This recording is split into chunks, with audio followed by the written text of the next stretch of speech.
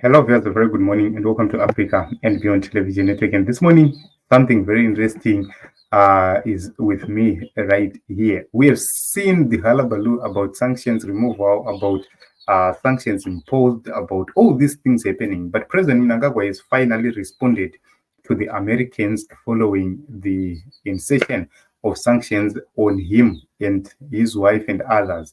So remember, sanctions were on generals, the military generals were on several people, and these people, they've been removed from sanctions. Ana Grace, I think wakabiswa last time, Ana Sevia Kasukwere, they've been removed from sanctions. Ana Joyce Mujuru, they are no longer on sanctions. Right now, Emerson Mnangagwa, his wife, Nechimwe Chikwata. I don't think that they are serving generals who are still on sanctions at this moment in time. I'm not so sure, but I don't think we still have generals on sanctions. So we need to take a look on President Emerson Mnangagwa's response to the United States government, and that was a very harsh response. Let us take a look. 23 years under sanctions. Vana vedu vane 23 years or 24 years havazivi kugara pasina masanctions. Vakazvagwa masanctions vakurira pai zvokuti abviswa hazvina zvazinoreva kwavari. Ma-Americans recently said they are removing some of the sanctions. I say absolute nonsense. Why? In the first place, those sanctions are illegal. You can't impose sanctions on a country which has not offended you. We have never offended the Americans. They have imposed illegal sanctions on us. Nothing short of total removal of sanctions would please us.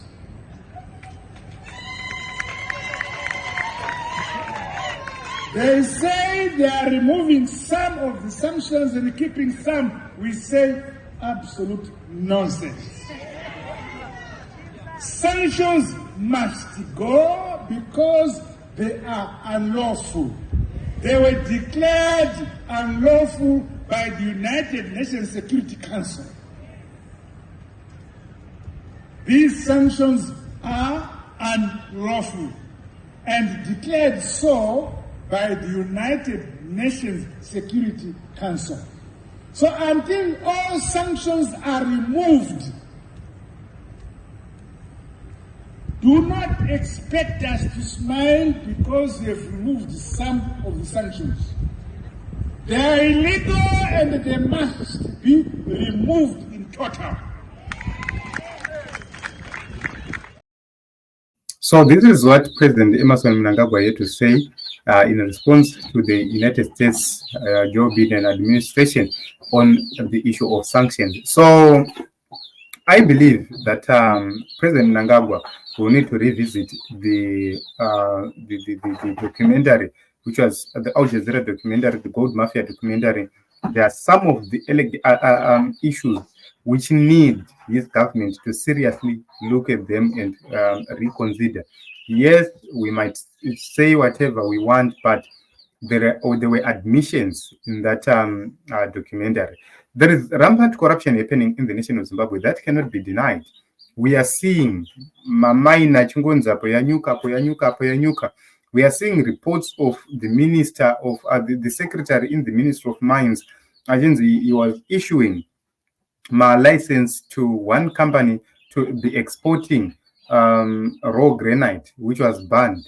We are seeing all these things happening under the watch of the authority. We have seen so many reports which are suggesting that raw minerals are being taken out of Zimbabwe despite the ban by the government. All those issues need to be investigated. Go to Zimra. There's massive corruption. Go to the VID, mass corruption. Go to the Registrar General, mass corruption. And nothing is working for the people of Zimbabwe. If you take a look on the gold which we are realizing in Zimbabwe, what is it being used for? the diamonds, what are they being used for? All these things. You will see that to a certain extent, we need to be honest with ourselves. Corruption is destroying Zimbabwe. Corruption is destroying Zimbabwe. Now that the sanctions have been removed on Zimbabwe, we need to see, are they going to continue to have scapegoats? So, when the president is not sincere, you only look in one direction. Yes, these sanctions have been imposed. He is the one in charge of everything, and he's the one who must assert his authority to make sure that there is no corruption or there is minimal corruption. So that is what is very important. So the leader must lead by example. And if you need proof, I believe that if he is to be honest, if we are to make a documentary about corruption in Zimbabwe, given authority, we have been given authority by the president himself to document corruption which is happening in Zimbabwe, we can expose a lot. Just imagine you are a journalist, you are given access and privilege to document anything to do with corruption. You can prove to the president, to Mr. President, say there is massive and rampant corruption happening in the nation of Zimbabwe under your watch. So it doesn't mean there is no corruption. Yes, you might say this and that, but corruption is there and you must deal with that corruption. Take a look on Starlink kits. It doesn't mean that all these companies, just few companies which have been arrested, there are no Starlink kits in Zimbabwe. There are plenty of them, especially from the people who are working within the government of Zimbabwe. And the top echelons, they are using Starlink internet because they always want to access high-speed internet. What does that mean? It means somebody who is purchasing a Starlink kit right here in Zimbabwe is paying $800 to $900 or more for a Starlink kit, which is costing $500 in Zambia. So what's the difference? One way or the other, by the end of 2024, it's almost every person who affords Starlink will be having Starlink, no matter the government tries to ban it. People will always find ways to have it.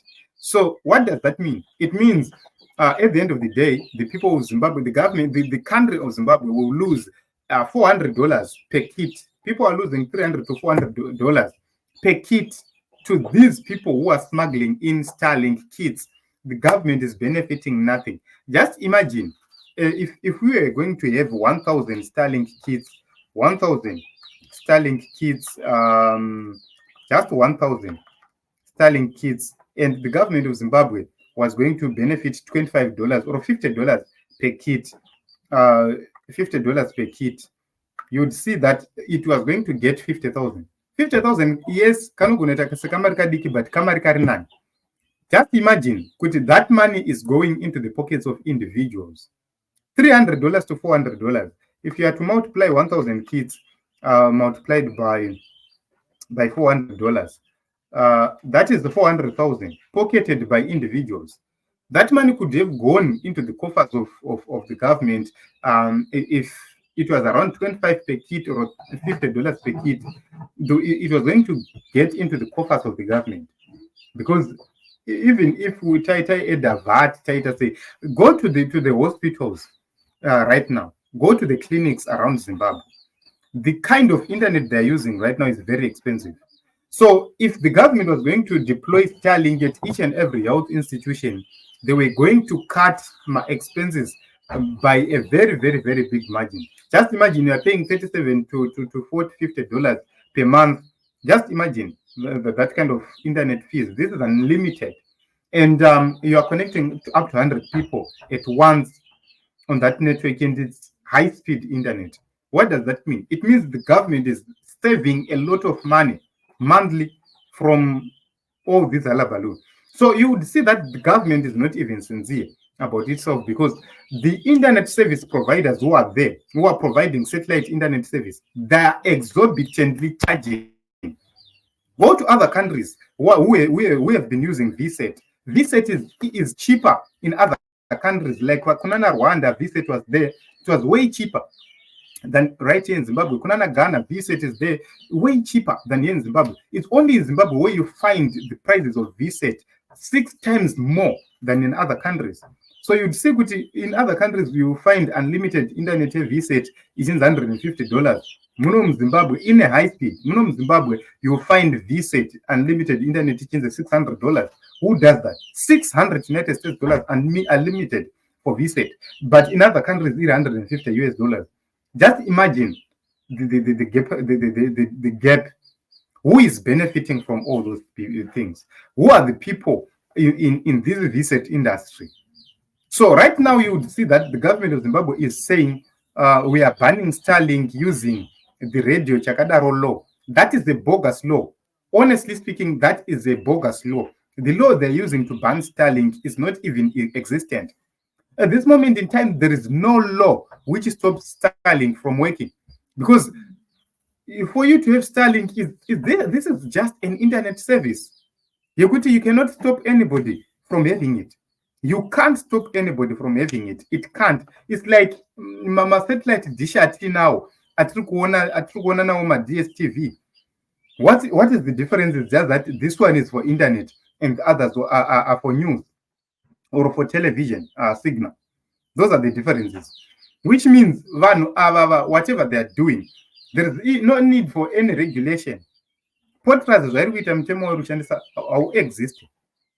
You cannot say munhu run a radio station just because I'm Starlink kit. How do you say somebody is running a television station? Ian Starlink kit to end up internet. The same way and end up internet using Econet, using Tel 1, and you tell me I'm running a radio station simply because I have a Starlink kit. What is the difference between Starlink and Tel 1? So you would understand in Zimbabwe that all this which is happening, President is misleading the people of Zimbabwe. This is my own view. And I believe that the authorities are going to correct this mess so that the people of Zimbabwe benefit immensely from a digital era. We are getting into the digital era and a lot of people are leaving Zimbabwe for them to be able to access high-speed internet. Who does that? So this is what is happening, and we need to see how the president is going to deal with these matters. Issues of corruption must be investigated without fear, without favor. The president must not attack the Americans, no matter the differences. The president must make sure that he investigates the issues of corruption. That